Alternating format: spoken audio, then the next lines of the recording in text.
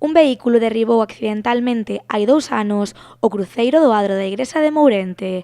Dende entón, os veciños desta parroquia pediron incansablemente ao Concello a súa reparación.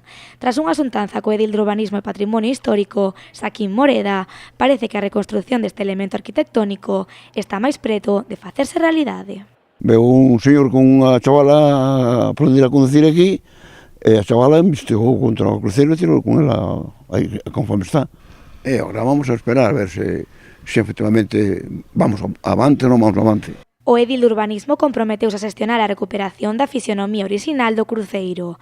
Ademais, a petición da veciñanza, o Concello propón á Dirección Xeral de Patrimonio recuperar a rasante orixinaria do cruceiro, é dicir, os trechanzos da base do mesmo. Iso si, facendo un pequeno desprazamento na súa localización.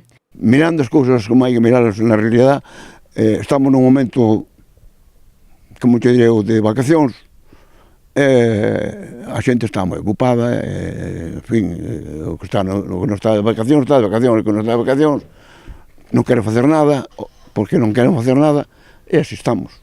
O Concello portáronse moi ben, deixaron que dentro de 15 días ou máis tardar un mes que estaban aquí na obra, a facer a obra.